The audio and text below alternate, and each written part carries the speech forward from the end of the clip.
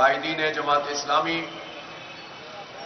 اور اس عظیم الشان تاریخی دھرنے میں شریک میرے عزیز نوجوانوں، قابل احترام بزرگوں، میری عزت ماؤں، بہنوں، بیٹیوں، میرے بچوں، آج 5 دن اس دھرنے کے مکمل ہو گئے ہیں اور انشاءاللہ یہ تاریخی جدوجہد اپنی منزل کی طرف سفر کر رہی ہے اور ہمیں یقین ہے کہ پاکستان کی یہ قوم جسے مایوس کر دیا گیا ہے، اس کے نوجوانوں کو اس کے مستقبل سے مایوس کیا گیا ہے، یہ دھرنا پوری قوم کو ایک امید سے، یقین سے ہمکنار کرے گا انشاءاللہ۔ حرکت میں برکت ہوتی ہے۔ آپ گھر بیٹھے رہیں، آپ جدوجہد نہ کریں اور محض سوشل میڈیا کو استعمال کر لیں، اگرچہ وہ بھی ایک بڑا پلیٹ فارم ہے بات کو پہنچانے کا، شعور کو پروان چڑھانے کا، نظریات پہ گفتگو کرنے کا، حالات پہ تبصرہ کرنے کا اور اپنی کمیونیکیشن کو بڑھانے کا، لیکن اگر سوشل میڈیا محض سوشل میڈیا رہے اور اس کے پیچھے عملی جدوجہد نہ ہو تو پھر آہستہ آہستہ وہ صدائیں بھی معدوم ہوتی چلی جاتی ہیں، بلکہ پھر اس پلیٹ فارم کے بھی جتنے منفی رجحانات ہیں وہ بھی فروغ پانے لگتے ہیں۔ پھر انحصار صرف اس پر ہوتا ہے کہ جھوٹ ہو یا سچ ہو، بس اپنی بات پھیلا دی جائے، پروپیگنڈا کر دیا جائے، لیکن اگر زمینی حقیقت بن کر عملی جدوجہد بھی گلیوں اور بازاروں میں ہو رہی ہو، چوکوں اور چوراہوں میں ہو رہی ہو، میدانوں میں ہو رہی ہو، تعلیمی اداروں میں ہو رہی ہو، کھیتوں اور کھلیانوں میں ہو رہی ہو، مسجد کی محرابوں میں ہو رہی ہو، تو پھر وہ جدوجہد کسی بھی میڈیا کو ملا کر ایک بڑی توانائی اور ایک طاقت میں تبدیل ہو جاتی ہے۔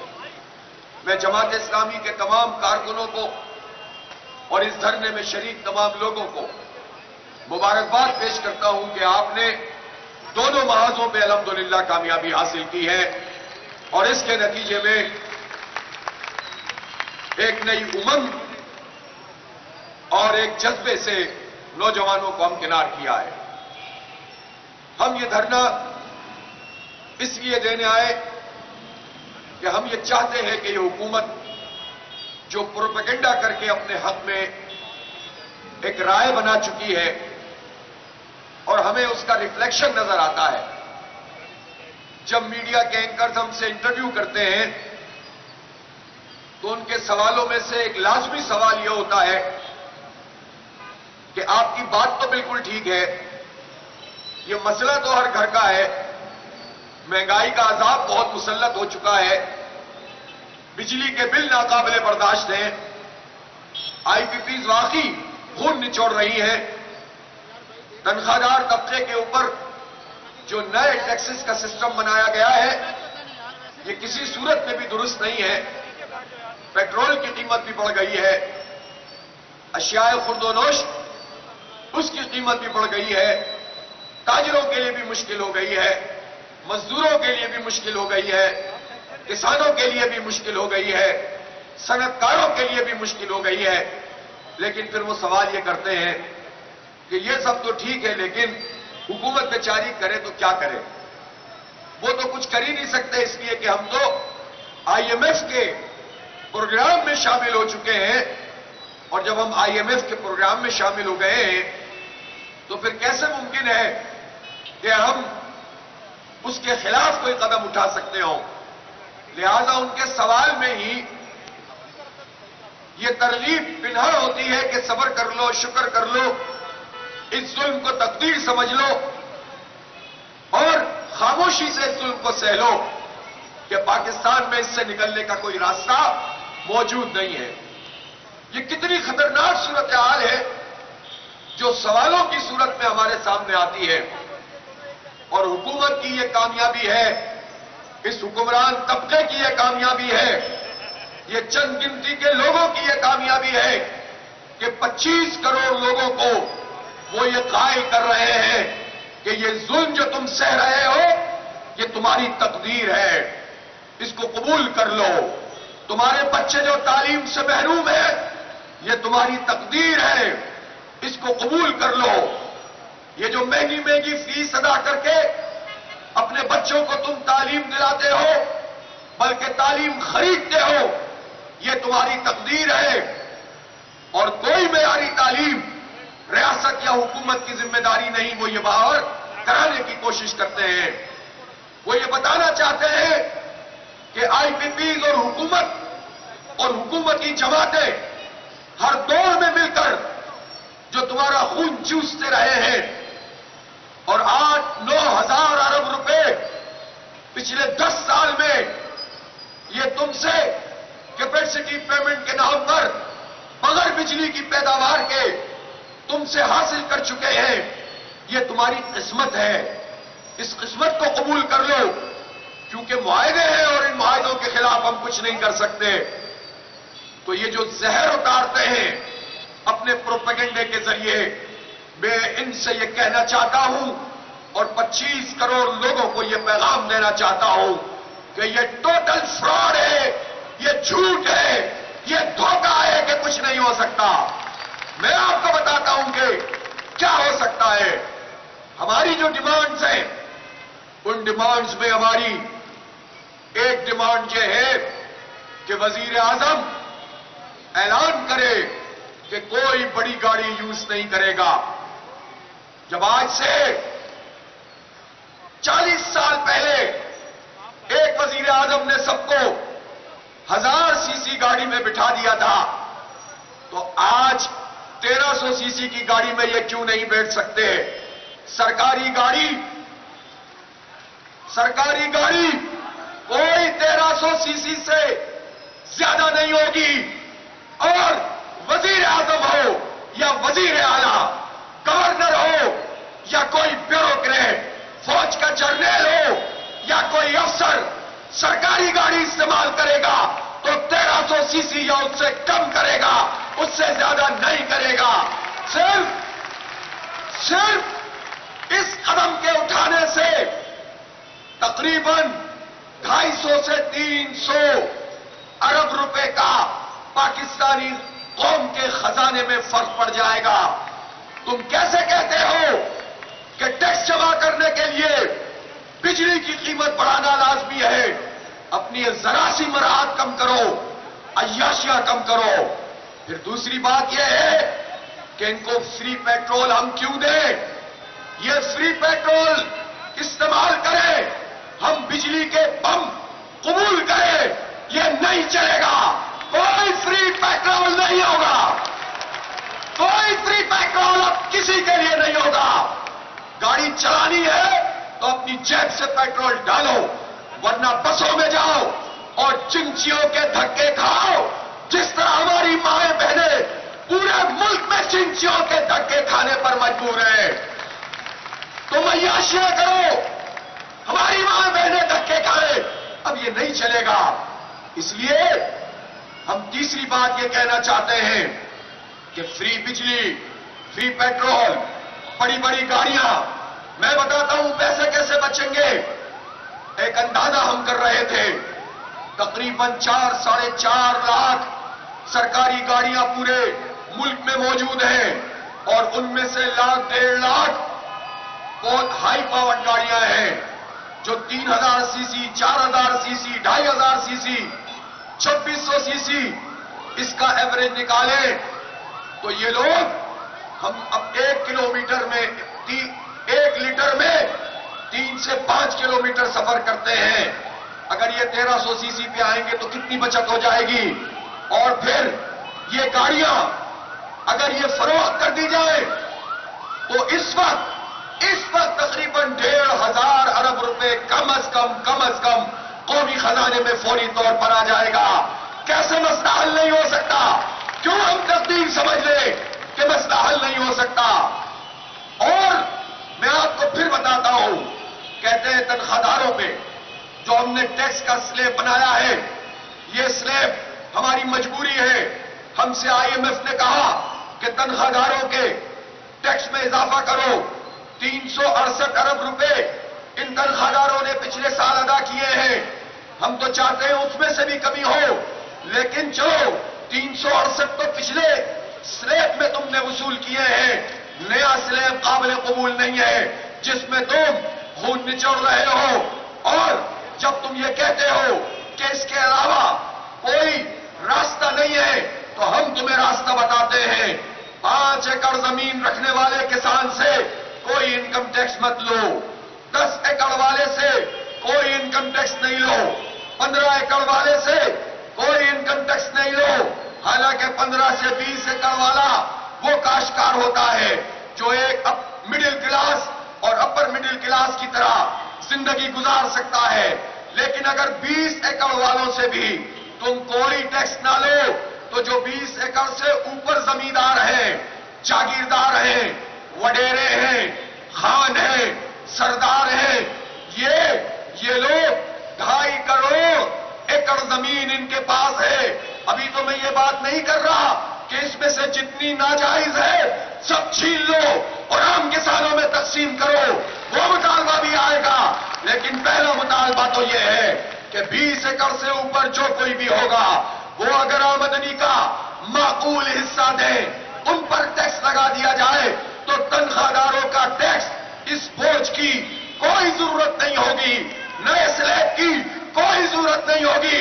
شہباز شریف صاحب اپنی کمیٹی کو یہ بتا دیجئے کہ کمیٹی میں بھی ہمارے ممبران بات کر لیں گے، لیکن ہم تمہیں بتا رہے ہیں کہ تم کہاں سے ٹیکس وصول کرو. اور آؤ ہم تمہیں بتاتے ہیں کہ اگر تم نے سود کی لعنت ہم پر مسلط کی ہے، سود تو بالکل بھی نہیں ہونا چاہیے، لیکن جب تم یہ کہتے ہو کہ اس کا طریقہ کار بتایا جائے تو پھر ہم تمہیں یہ بتاتے ہیں کہ گریجولی اس کو کیسے کم کیا جائے. یہ جو 19.5% سود ہے، اس کے نتیجے میں کیا ہوا ہے؟ ہمارے اندرونی قرضے 43,000 ارب روپے کے، سب ملا کے 65,000 ارب روپے. صرف گزشتہ عرصے میں 14,000 ارب روپے کا ان ظالموں نے قرضوں میں اضافہ کیا ہے. اور سود میں ہمیں صرف 43,000 لوکل سود میں ہمیں 8,500 ارب روپے جمع کرانے ہیں. اب یہ برداشت نہیں کیا جائے گا، تمہیں پیچھے ہٹنا پڑے گا، ہمیں حق دینا پڑے گا. مجھ سے لوگ پوچھتے ہیں، میڈیا کے دوست پوچھتے ہیں، یہ دھرنا کب تک چلے گا؟ تو میں تم سے پوچھتا ہوں نوجوانوں اور بزرگ نوجوانوں کہ یہ دھرنا جاری رکھا جائے یا ختم کر دیا جائے؟ یہیں رکھا جائے یا کہیں اور رکھا جائے؟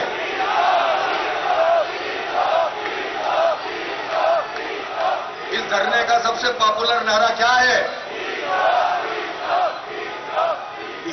ڈی چوک.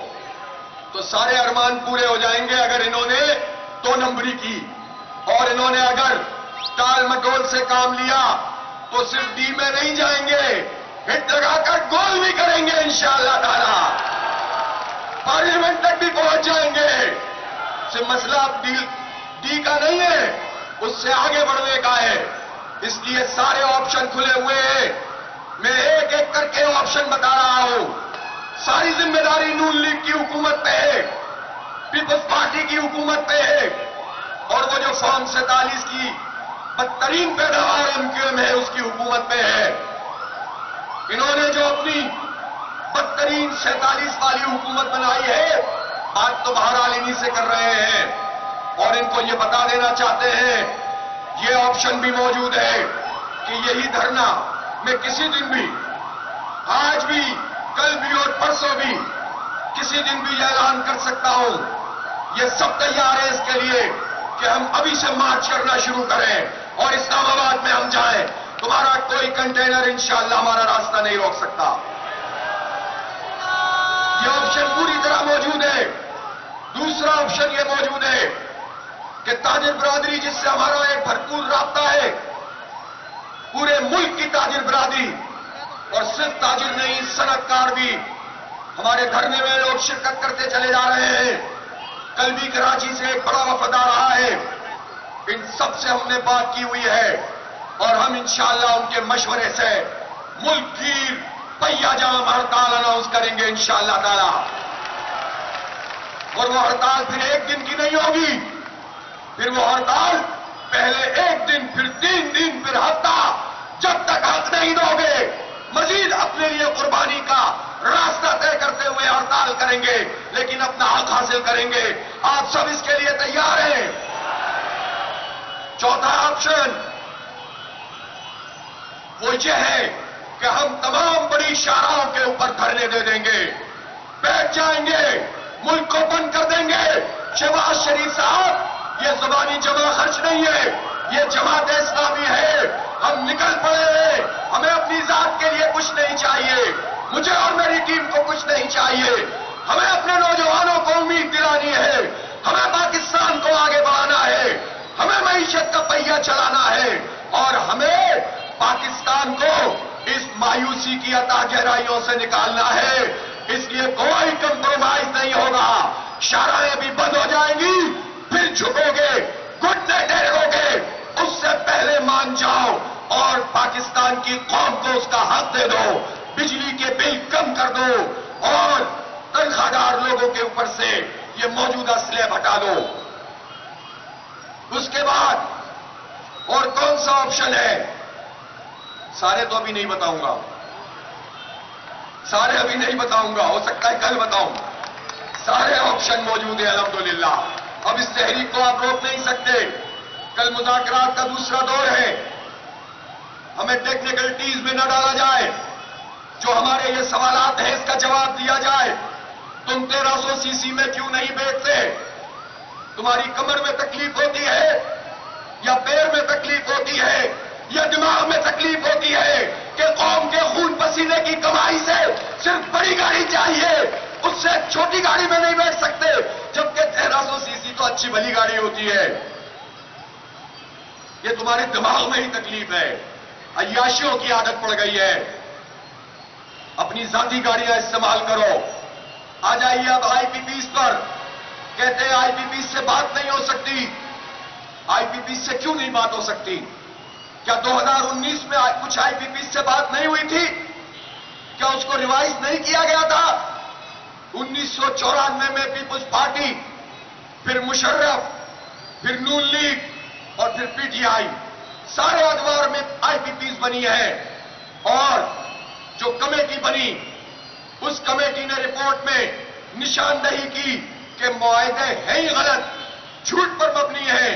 مجھے پوری دنیا میں کوئی ایک ایسی بات بتا دے، کوئی قانوندان، کوئی وکیل، کوئی جج، کہ اگر معاہدے میں جھوٹ لکھا ہوا ہو، ایک چیز کہی گئی ہو کہ لوکل کول کے اوپر، کوئلے کے اوپر یہ ایندھن ہوگا، پلانٹ چلے گا اور اس کا جو فیول فیکٹر ہے، جو اس کی پرائس ہے وہ اتنی ہوگی ایف ایف سی، اور جو امپورٹڈ کول ہے اس کی اس سے زیادہ ہوگی. لکھا جائے امپورٹڈ کول استعمال ہو، گنے کا پھوک، اور اس کے بعد چارج کرو ہم سے کیپیسٹی پیمنٹ امپورٹڈ کول کی، جو امپورٹ ہو ہی نہیں رہا.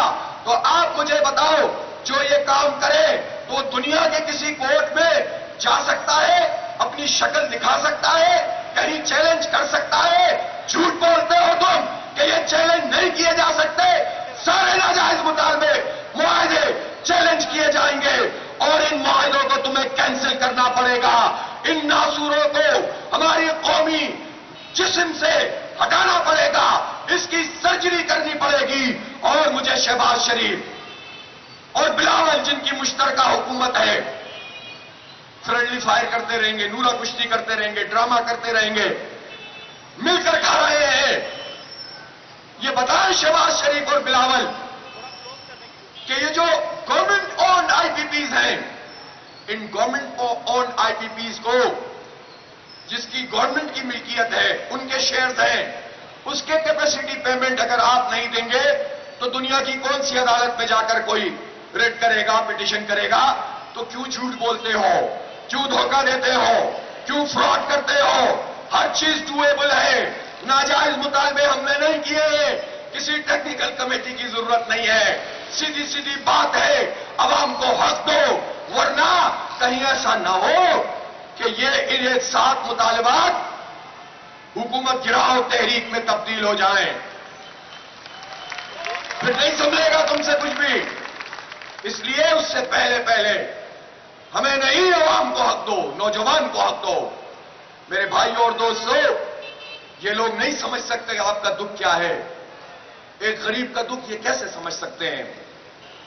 جو تنخواہ لے کر آئے اور جب گھر میں پہنچے تو اس کے ذہن میں ہو کہ یہ اسکول کی فیس دوں گا, یہ بیوی کا علاج کراؤں گا, یہ بچی کے کپڑے بناؤں گا, اس کے بندے خریدوں گا, وہ بھی خوش ہو جائے گی, میرے بچے بھی خوش ہو جائیں گے, کوئی چپل اپل لے کے دے دوں گا.